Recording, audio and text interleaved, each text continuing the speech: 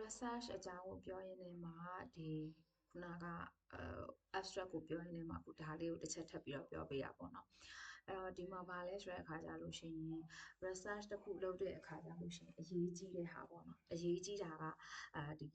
abstract မှာရေးတဲ့အခါကျလို့ရှိရင်ဒီဘက်က6ချက်ပါတယ်เนาะခုနကလည်းရှေ့ဗီဒီယိုတစ်ခုမှာလည်းပြခဲ့တယ်ပြီးတဲ့အခါကျအဲ့ဒီမှာ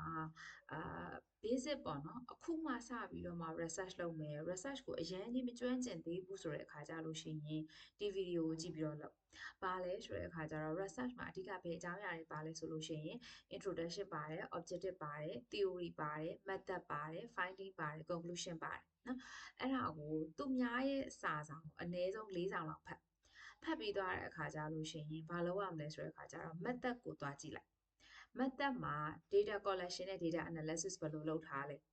ဘယ်လို data ကိုသုံးလဲဘယ်လို analysis ကိုလုပ်လဲအဲ့ဒါကိုသွားကြည့်လိုက်ကြည့်ပြီးသွားတဲ့အခါကျအဲ့ဒီက data လိုမျိုး the same data ကောက်နိုင်လားဥပမာဆိုကြပါစို့เนาะဥပမာအနေနဲ့ပြောမယ်သူက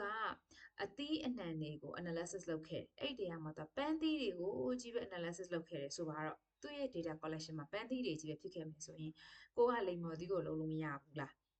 ဒါပေမဲ့အသီးအနှံဖြစ်တဲ့ကျန်တဲ့ဟာအားလုံးတူတူပဲ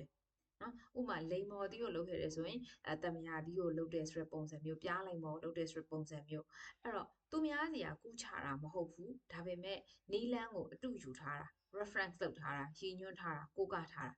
analysis မှာတော့သူပြောတဲ့အတိုင်းကို exactly the same လုပ်တာကိုပို့ပြီးတော့မှအားပေးတယ်ဥပမာသူက1နဲ့1နဲ့ပေါင်းလို့2ရတယ်ဆိုရင်ကိုက2နဲ့2နဲ့ပေါင်းပြီးတော့4ရရမယ်ဟိုဘက်ကပေါင်းတဲ့ဟာနဲ့ဒီဘက်က1နဲ့1နဲ့ပေါင်းလို့2ရသွားတာနဲ့2နဲ့2နဲ့ပေါင်းလို့4ရသွားတာနဲ့ formula ဒီအတူတူပဲ3နဲ့3နဲ့ပေါင်းပြီး6ရတာနဲ့အတူတူပဲနော်အဲ့လိုပုံစံမျိုးပြောချင်တာအဲ့တော့အဲ့လိုမျိုးတွေကနေပြီးတော့မှရွေးပြီးတော့မှ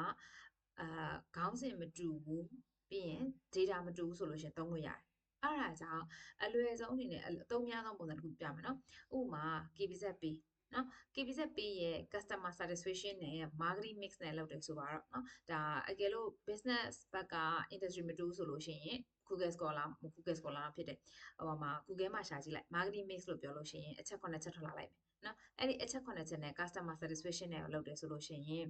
ဒါဒီ model တစ်ခုပဲเนาะ conceptual model တစ်ခုပဲအဲ့ဒါကိုတချို့က KBZ ဘန်နဲ့လုပ်တယ်မလားနောက်တစ်ယောက်က ARD ဘန်နဲ့လုပ်တယ် AYP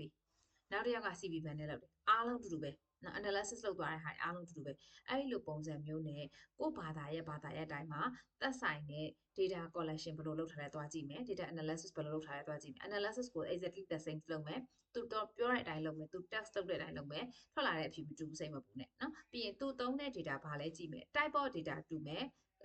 တကယ် result data မတူဘူးเนาะအဲ့ဒါဆိုလို့ရှိရင်တော်တော်ကြီးအဆင်ပြေတယ်ပေါ့เนาะလွယ်တယ်ပေါ့ကွယ်ဆိုတော့ပထမဆုံးအဆင့်မှာတော့အဲ့လိုမျိုးပုံစံမျိုးနဲ့ကို research လုပ်တင်တယ်အဲ့ဒီကနေမှတစ်ဆင့်ကျွမ်းကျင်လာပြီဆိုတဲ့အခါကျလို့ရှိရင်တော့ကိုကျွမ်းကျင်တယ်လို့မျိုးသွားလို့ရတာမျိုးဖြစ်တယ်ပေါ့เนาะအဲ့ဒါလေးပြောပြချင်တာပါ